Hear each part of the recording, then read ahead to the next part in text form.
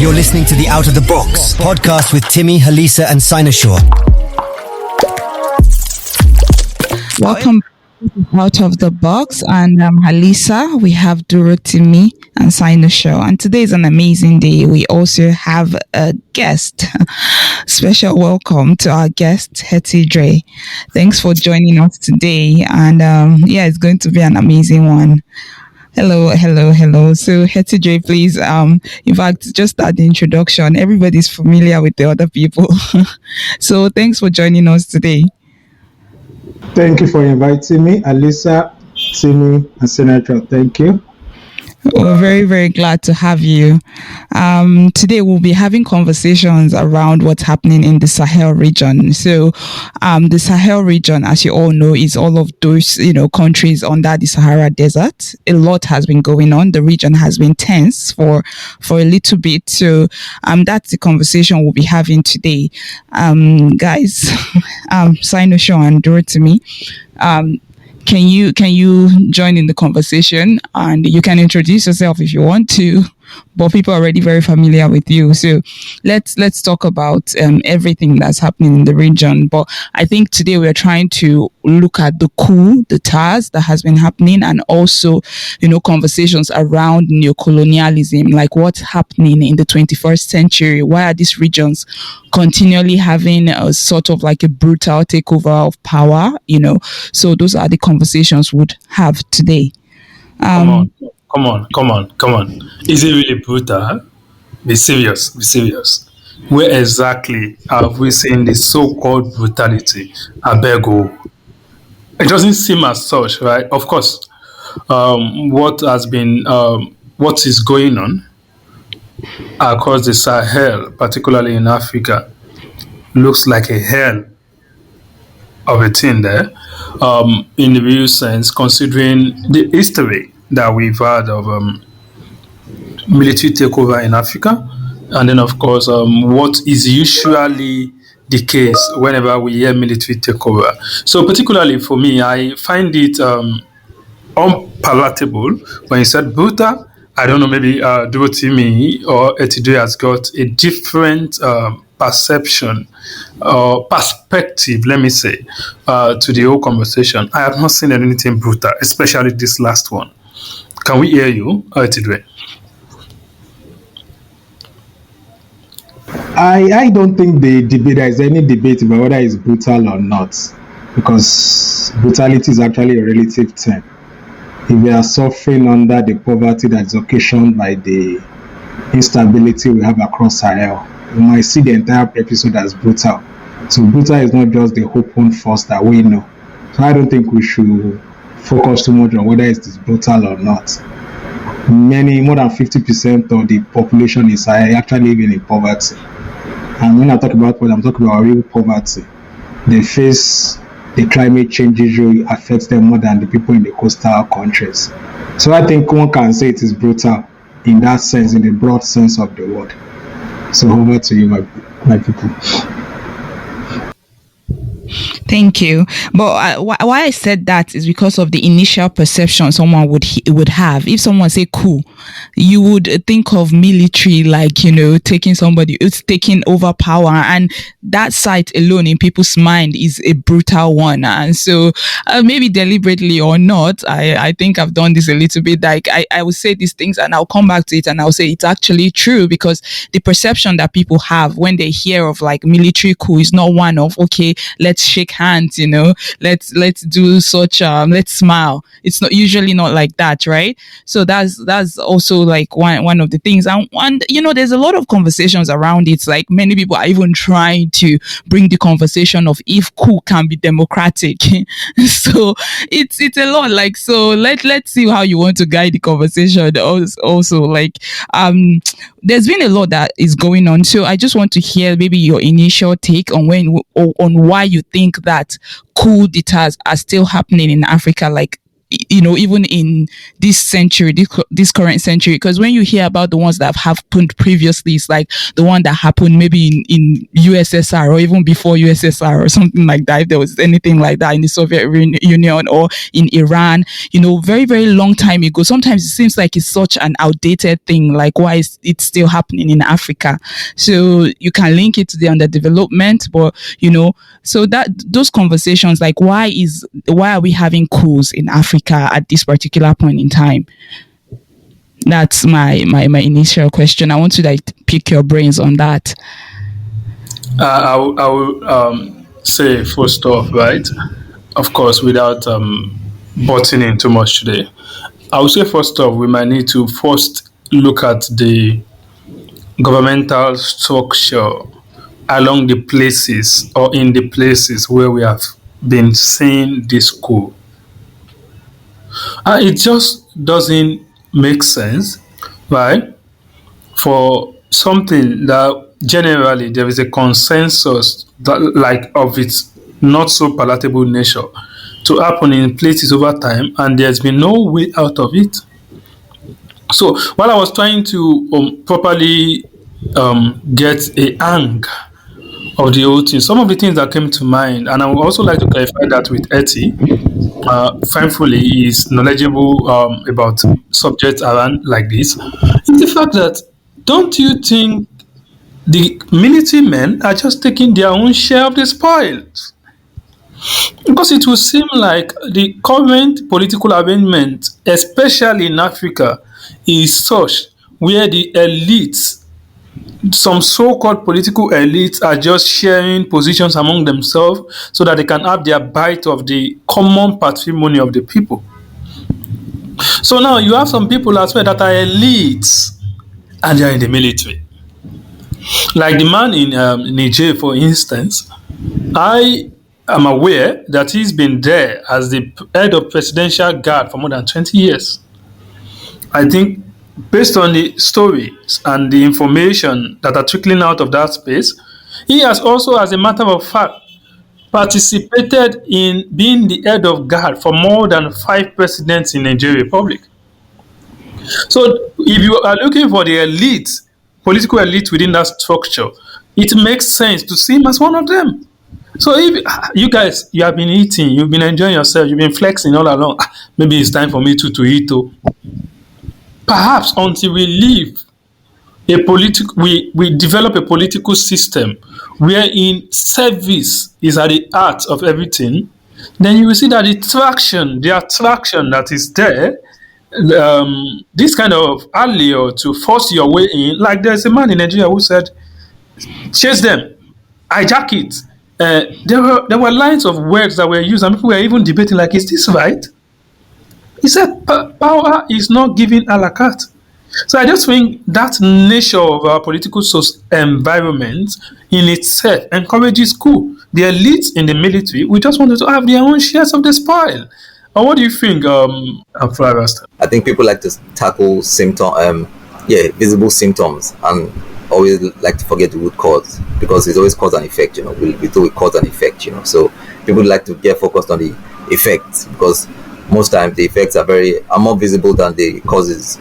So, and I think it should always be holistic. That's why I really say so. It's not just castigating or criticizing something, but if you are not active in criticizing the cause or try to stop the cause, then I just think it's not sincere. But anyways, don't let me. I don't know how the circle is. I don't know how it's working. So let me just move for now. Thank you. The question I threw was like, why are we having coup in Africa at this current time? It might seem very, very it might seem like a very obvious answer. Yeah, development, like it's connected directly, but there's a lot of areas that are underdeveloped. But now that it comes to my mind, I think there was also something similar like that in Myanmar. So, because I was trying to say, there are underdeveloped countries that are still pretty manageable, but it seems like it's something that we're seeing it go around these Sahel regions like a tsunami, and I think that a lot of countries are tensed. So just trying to bring it back home. But Hetty, let's have you now before we go back around.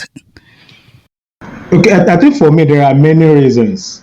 There are historical reasons. So for instance, if we are speaking specifically to Sahel, you have to look at the historical reason as tied to neo-colonialism in the Sahel, and I'm speaking about the French exploitation of the Sahel region. That exploitation itself creates instability in that region, because what it simply means is that even though many of those countries have flag independence, their economy is tied to exploitation by the French interests.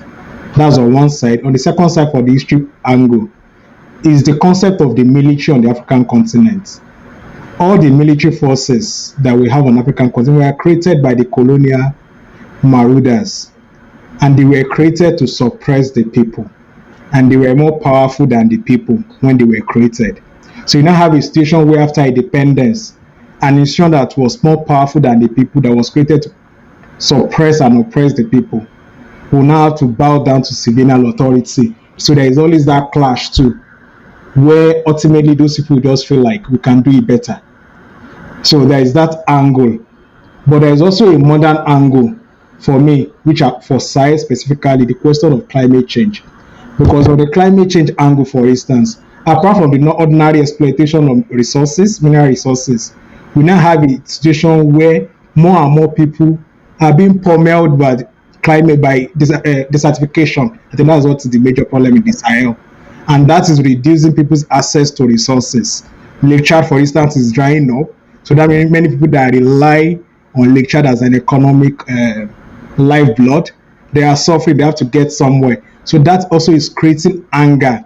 The fall of Libya is also a recent development that allows the movement of arms and ammunition across Sahel, apart from what we have said, the failure of the leadership.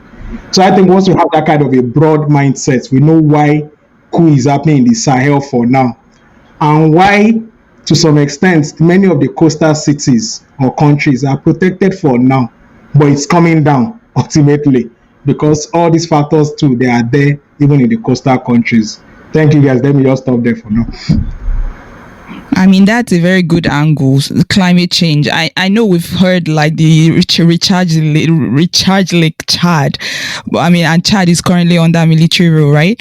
So that's an interesting angle. I've not heard anybody really talk about climate change in that light. And you know, that's yeah. What do you guys have to say about that? About any other thing that you want to add? Anyone can Sinusha, let's hear you, or Flyers that you can even speak to us. So to the question, I think apart from the climate angle, that Hetty brought up, I think, which is very, very valid and is an important factor.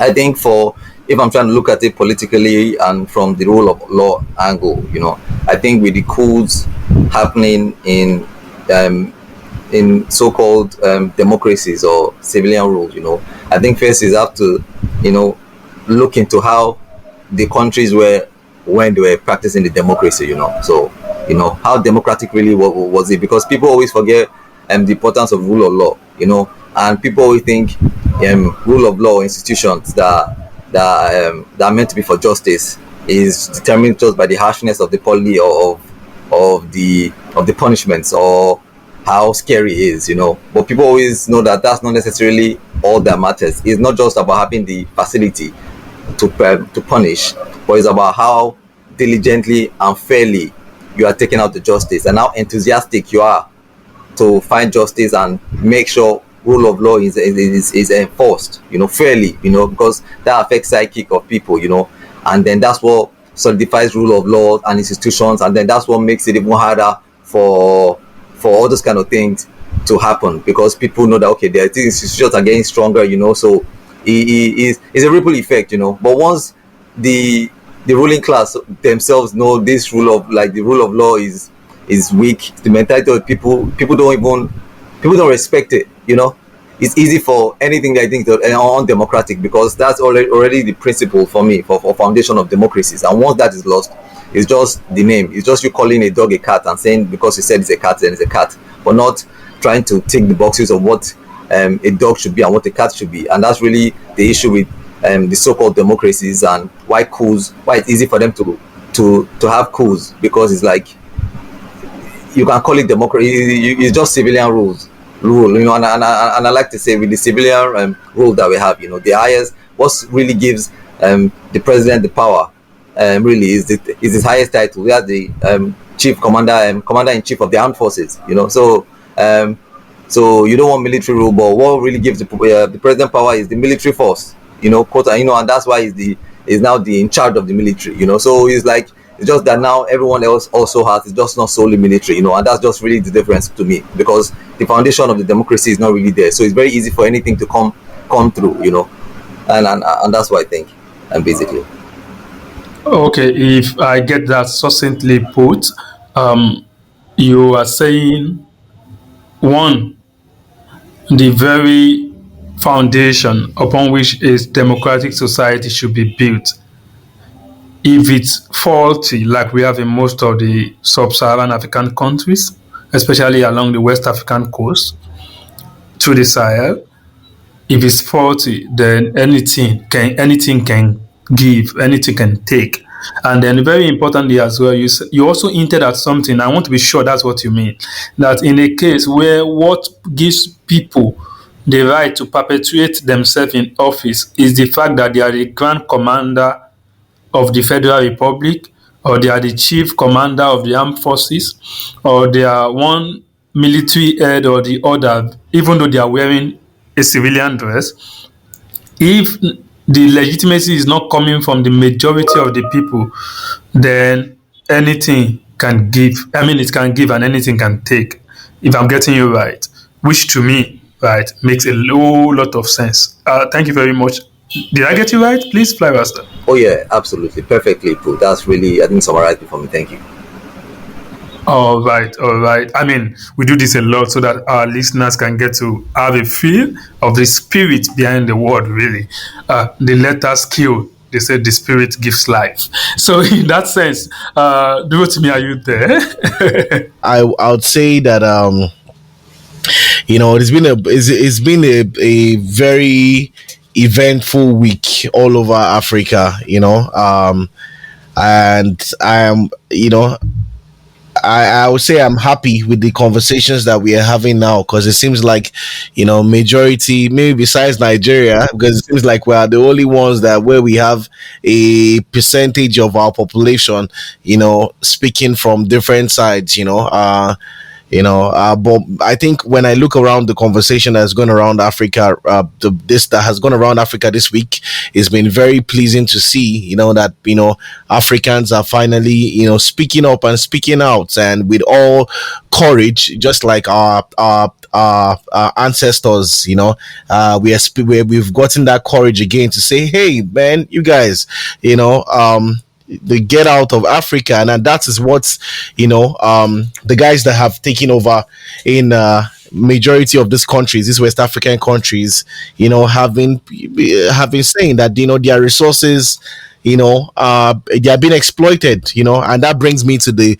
conversation about exploitation, because for me, I it's been we've been going back and forth, on social media and everything, and I think left to me, I just like I said on some other platforms, that I still believe in democracy. I still believe democracy is one of the best systems of government that we have there, because it actually empowers the people to actually speak up. But after taking like a deeper look at it, you find out that, just like you guys have said, when we have imperfect democracy, not even imperfect, because democracy can never be perfect, but we have terrible democracies, that are counterproductive to the idea of what democracy, should stand for. Then there's no way that you will not still have all of this, coups, happening all across Africa. So, and then, when the dynamic of this guy is trying to say, we have to kick out the French, we have to kick out these colonial masters from our country. They are still here, their presence is still heavy, they are still exploiting us, we are still living in perpetual poverty, our people are not benefiting. That excites me as an African, to see that that's really happening right now. So I think that's basically it for me on this issue. I am more on the side of exploitation and kicking out these guys from Africa. See, I think why are you all being so timid? I know what you all think about this topic. Dorothy, are you like, what is happening? Okay, let me even bring it down to specifics. So there are many people that have this whole opinion, or no, not even an opinion. There's a very well formed thought around democracy and military, right? Democracy versus military that we've been having. They say like 1,000. What's it called? The worst form of democracy is better than the best form of military, right? So there's this, conversation, and we've heard of it. So there is this thing around this topic that I feel like we're kind of too timid about it. We're kind of too timid about it. So let's actually, even myself, like even going into this, I'm like, how honest do I want to be about this conversation? Because like you said, you guys have brought up like really good angles. Like we've gone from climate change, and we've gone we've gone to the point of like rule of law not being upheld the way it should be, and we've even gone to the point that there are some democratically elected presidents that are being called head of the armed forces. So how is that even is it just about the name or whatever? So for me, I don't know how honest I want to be about this conversation, because I think that we are at a place now where we don't really know. We've seen a lot of people that are kind of, it seems like they're sympathizing with coup. They're like, at this point, we don't even uphold rule of law. People are arrested anyhow in Nigeria. So what's the difference? People were still speaking during the time that there was military rule. People are speaking now. People are getting arrested, without, being properly charged during the military rule. Same thing is happening now. So what exactly do you think is the difference between, when Nigeria had military rule, or when, some countries had, military rule, and when they had democratic rule? Because it feels like it's looking like there's no huge difference, right? Or is there? Well, for me, let me. I think I can take this up first. I think that to me, I agree with that statement that 1,000 imperfect democracies is better than military rule, because in under the democratic rule, we have the ability to speak out. Yes, there are some things that you will not be able to say under any military government, and we have the ability to. I mean, like, if it wasn't for democracy, I think a whole lot of us that are very outspoken about the issues of this country, we would not dare to do it. So I do not support coups. I don't support the military. But for me, there's a scale of preference. Scale of preference is, we Africans have been exploited for too long. We've been exploited. We are down there. So as I have a belief system and I believe in democracy, but then there's a scale of preference, because, and I can also shove that my belief to one side for now, because even the democracy that we're having is not perfect. It's very faulty. We have a scenario, like if I use Nigeria as an example, where court orders are not obeyed, where the people don't benefit from don't really enjoy the democracy the way it should be enjoyed. The freedom is not there, but it is not still as bad as the military, because we had some of the worst times in this country under the military. So there's a difference. We know that there's a difference. But when I talked about scale of preference, for someone like me, human rights is at the top of that scale. So if it was to be that these soldiers are saying, oh yeah, we want to kick out the French, we want to kick out colonial masters, we want to kick out corrupt politicians that are the what do they call them again? They call them, what they call those people who are puppets, the puppets of the West, right? But in doing that, you're now abusing your people. We are seeing gross human rights violation. Then I will not support you, right? So for me, it is human rights first. Kicking these guys out and making sure that our resources benefit us as Africans, right, is on the second scale of that preference before we can now talk about the democracy that is not even really democracy. I mean, look at the elections that we have in Nigeria. We have elections where people can come out and tell you that you should not, don't come out to vote if you're from a certain tribe. You have things that they even do to smaller political parties even before the major election, the way they sideline them, the way they don't have that equality. There's no equality. Like, I can't just come out to say, even if I have better ideas than these guys that are there, even if I have, better things to offer to the people, I can't just come out and say I want to run for office. So all of the democracy that we have, where people just get picked up, people get arrested anyhow, it's not really perfect. So I can shove that. Even though I believe that democracy is the best system, and even if it is flawed, it is 10,000 times better than what we would experience under the military regime. But because of what the dynamic that is in this conversation, which is in making sure that Africans are not continually exploited by these guys, the West, right? That is what will make a lot of people, and that is where the military guys, for now, to me, that's where they are winning the narrative. Politics is all about narrative, and what they're doing is politics, but at the same time, but the narrative that is there is helping them, right now. So that's what I have to say. But okay, for me, I would just try to clarify certain things, because I think we conflate meanings of words.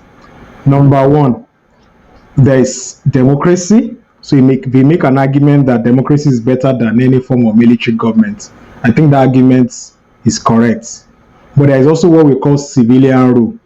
Civilian rule is not synonymous to democracy. Electioneering is not synonymous to democracy. So what we call democracy in many parts of Africa, even in the world, are not democracy. They are just civilian rule. And what I see by my own reckoning is that we have a civilian rule that has actually committed a coup against democracy. So what you claim to be democracy for many people is not democracy. Yes, I can give it to you that civilian rule guarantees certain civil liberties and rights that many military governments might not guarantee. But civil liberty and rights is just like when slavery ended in the US and the slaves were told, now you are free. You can go ahead and live a free life. But they didn't have access to land. They don't have access to anything. So what freedom is that? It's a freedom to go hungry. It's a freedom to go beggarly. So when we talk about this freedom, we have to put it in context. Is it the freedom just to speak that we are talking about? So many civilian governments that we have on an African continent, they are not democracy. They are not democratic. They are actually committing their own coup against the democracy that they are begging for. What I see civilian government is just like people just coming together, powerful people coming together. That instead of using gun to get to power, can we organize election among ourselves and choose who wins through electoral process? Thank you. I mean, I like that distinction, civilian rule and democracy. I think that's a very good one. We need to start using that. Like, I think because it's just like a stark difference that we need to say, okay, democracy versus military rule. Be like, let's keep democracy aside. Seems like we've not practiced that in a bit. Why don't you add a little bit of gloss to it and make it a little bit more shiny? Thank you, Etidre. I always like your perspective. And this is why I would say, right, this kind of information, right, is what people need to have. For instance, when you were talking, it came to mind as well. You said the liberty they allow you. I don't know, maybe this makes sense to anyone. The liberty they allow you is not necessarily a kind of freedom where we arrived at a position of what should be and what should not. It is literally the idea of saying, I still own you, but you are not working on plantation again. You can go and live in Alaska now. You can go and live in Alabama now. You can go towards Tuscaloosa now in Alabama. You can go towards anywhere. But whenever you offend me, I can still put my knee on your neck and suffocate you to death. It doesn't matter, and there won't be justice for you. And I think that's prevailing conversation. And this will now take us to the other angle. Because whenever we are talking about military rule, right, like Alisa was pointing out earlier, one of the justification that the military guys bring is they want to tell you that they are another form of Thomas Sankara. And what they want to do is to liberate you from neo-colonialism, which in itself is a big problem. Now, I was thinking about this topic, and it came to mind as well that there is the place of democracy. And I think, like Etienne said, we need to properly define and contextualize the meaning of the word democracy. Because it will seem that people do not understand that the word in itself is ordinarily a construct of people and power. Now, who are these people? All over the world, anywhere you get to, you see different kind of people orchestrating, as you may want to call it, the kind of liberty or designing the kind of liberty that they will allow the people. For instance, we went from a gold standard kind of currency to a purely fiat kind of currency. When I say fiat now, it's not backed by anything. It is just paper. And the supposed authority of a government. And there are some currencies now that are almost becoming a global currency. So it means when those people make their own policies, wherever they are, monetary policy, it impacts the world in its entirety. Now, let's open the window of this conversation. We have opened one window. Let's open the other window so that we can we can get cross ventilation of these ideas. Yeah. Now, I would like to quickly up to fly Rasta. What do you make of neo-colonialism within the context of this coup? Misrule by civilian rulers, like Etidwe will say, because going by Etidwe's espouser now, it will seem to me like there are no democracies in West Africa, or let me say amongst ECOWAS countries. So let's have you, Etidwe. What do you make of neo-colonialism within the context of this broad range of conversation that we have?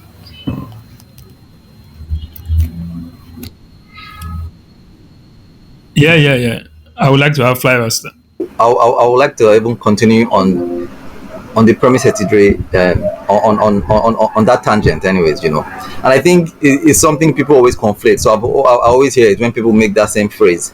The words, the democracy is better than military rule, But I always say the opposite of democracy is not military. I don't know, So I think we need to understand the things we're saying. The opposite of democracy is either dictatorship, or tyranny, So, but I think we've been fooled or deceived in a way to just think civilian rule automatically means democracy and then military rule automatically means tyranny, because it is not impossible to have a military ruler that can still be democratic in office if we as a people can make provisions for that. So we need to understand when we just say, so that's why I don't really buy that statement because of what it means in its originality. Now people say it in because they are just putting things on it, trying to make military rule automatically look like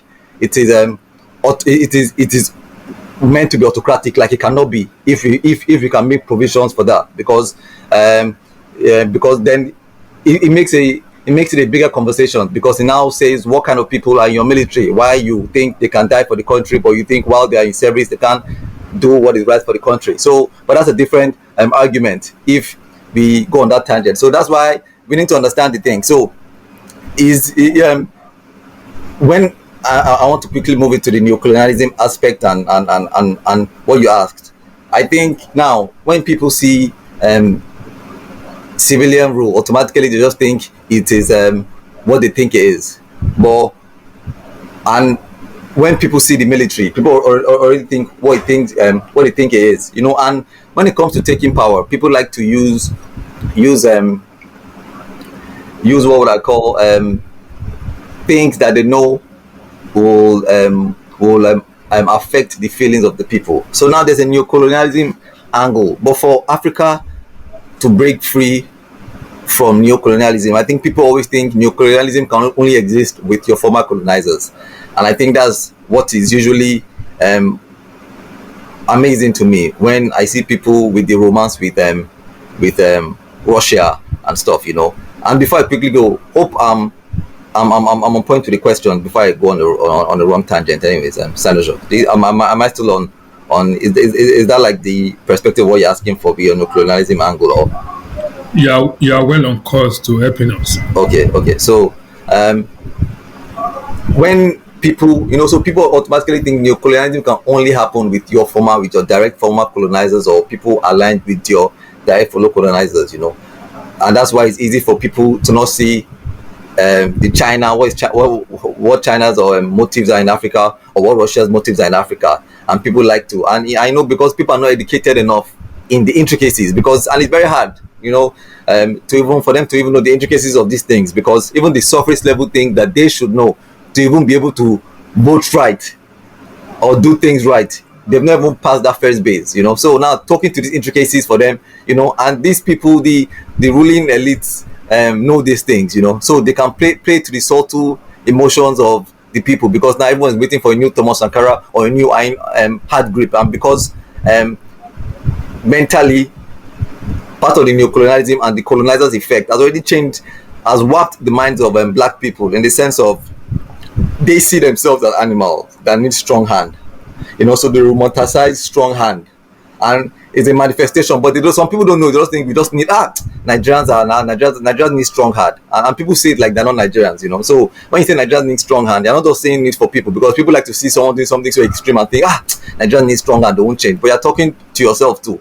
and you are subconsciously saying that you also need strong hand. So you need to now be introspective, and then just look at why you think you deserve strong hand, why you think the Europeans don't deserve strong hand, why other people don't, why is it you that deserve strong hand, and why do you think without strong hand you won't listen, you know, or you won't be able to do right, you know. Once we can now see these things and trace it back, then we'll be able to realize all these things, and that will take us to the journey and know that, okay, what can emancipate Africa is not military coup or this coup or whatever, or democracy. No, what will emancipate Africa and all African nations is the mind. And when I say the mind, it's not just mind without action, because when people say the mind, it's not just you talking and knowing things that are not going to be practicalized, because the essence of knowledge is knowledge in action, not just knowledge to save.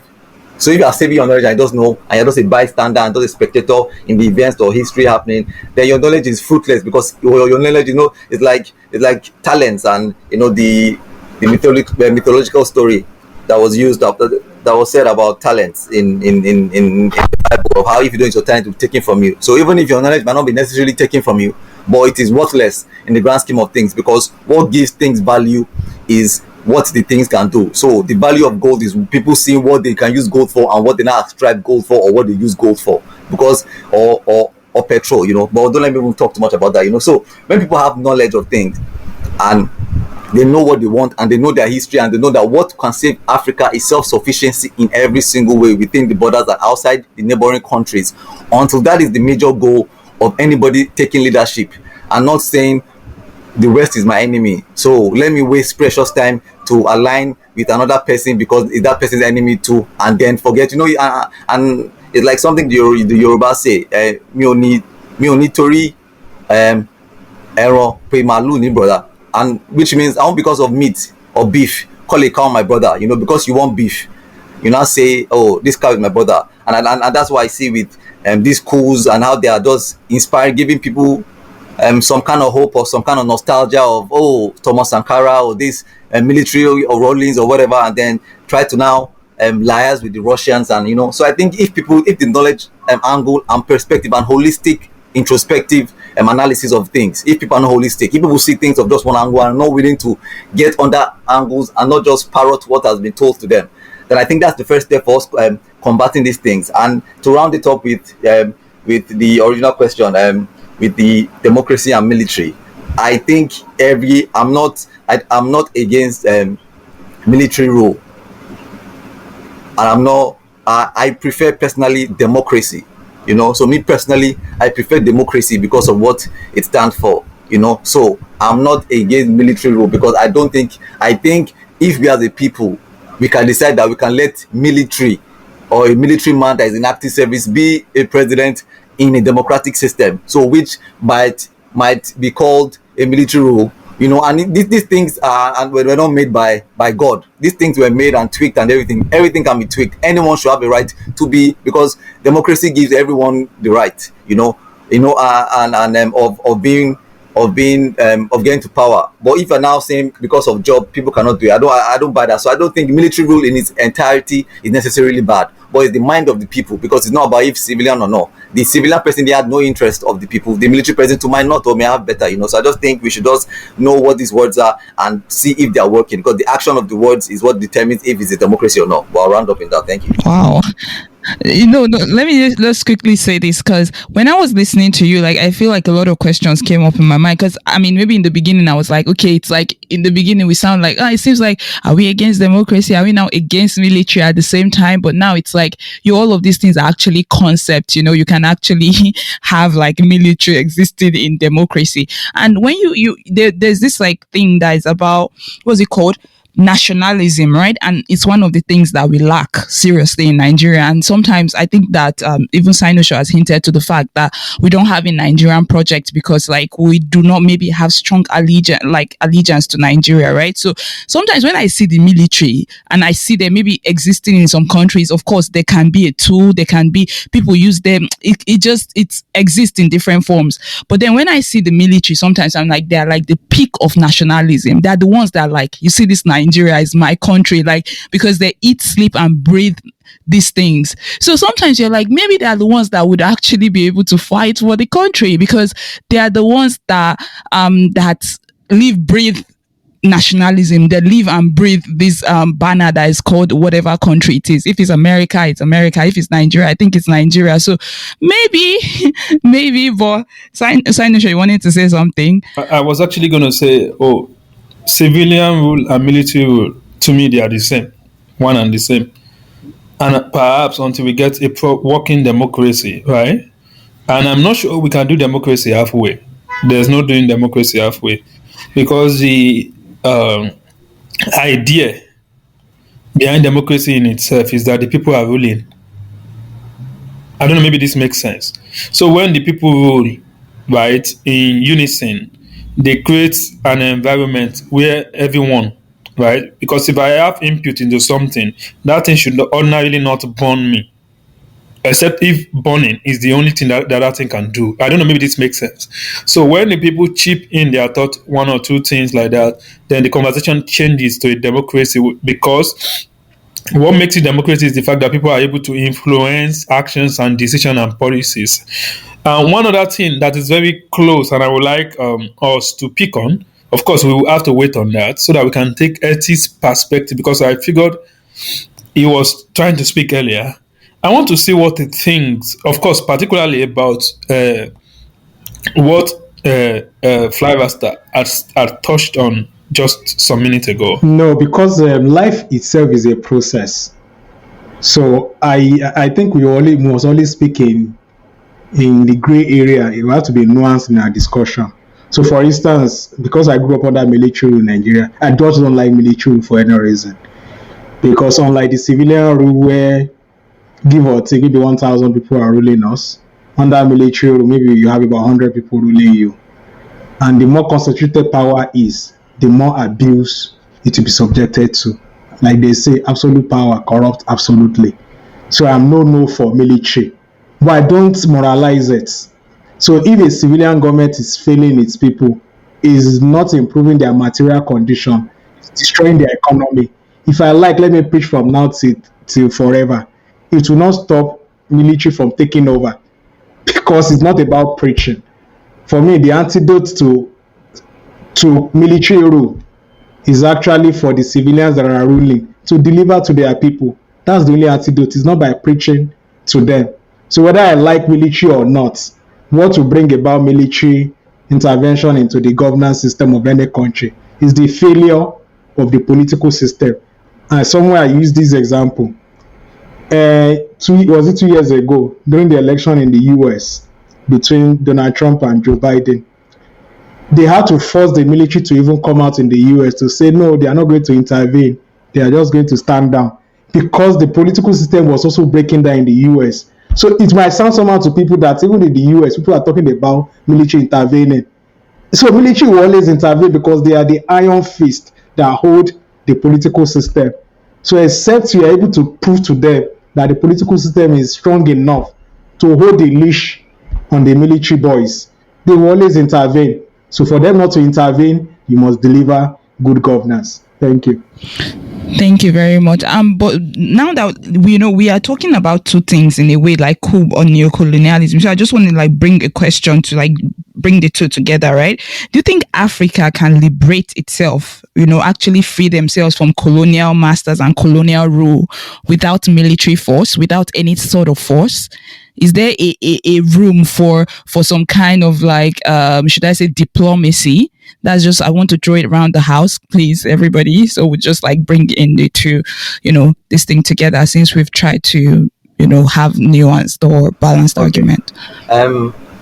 For me, I think Africa will liberate itself by itself first, and also if collectively Africa wants to liberate itself, definitely military assistance will definitely be needed. And when I say military assistance, not just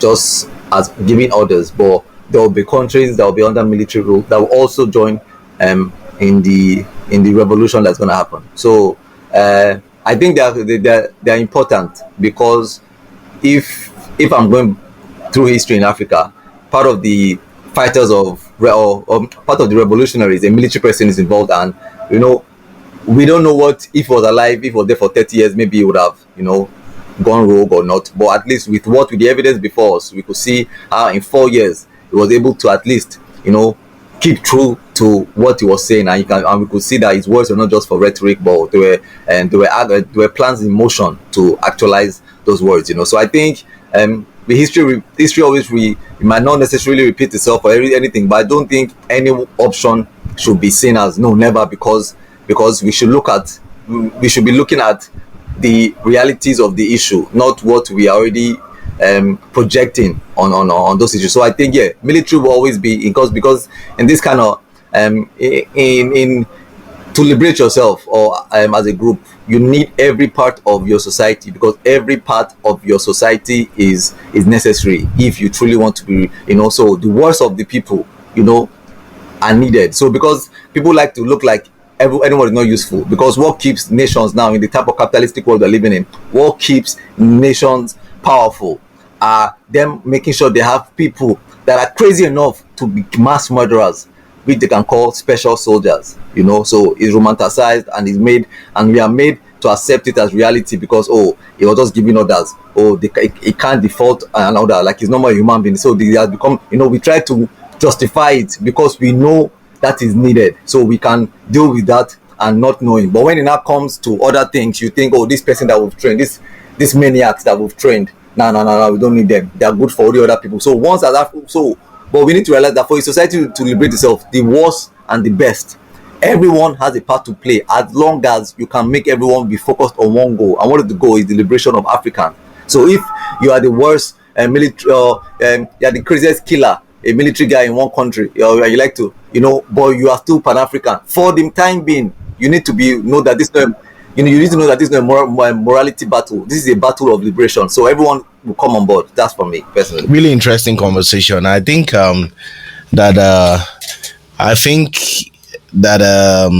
we as Africans, my own concern, what I just want to speak on is even the whole thing of some African countries like Nigeria, being used as a tool to pull back or try or to stop the liberation that I don't want to say the liberation that is about to happen, because I think our eyes should still be open to see what these guys are really doing, if they are really walking the walk and not just talking the talk. Like some people have suggested, it's not just enough to dress like Thomas Sankara, and it's, you have to really show it that you are for your people and you are really doing. Because besides that, I don't see any other reason why the military should take over. at best, if the military are truly in favor of the people, they can stand down, they can decide, because at the end of the day, when you look at it, it is the military that is still being used to clamp down on the people.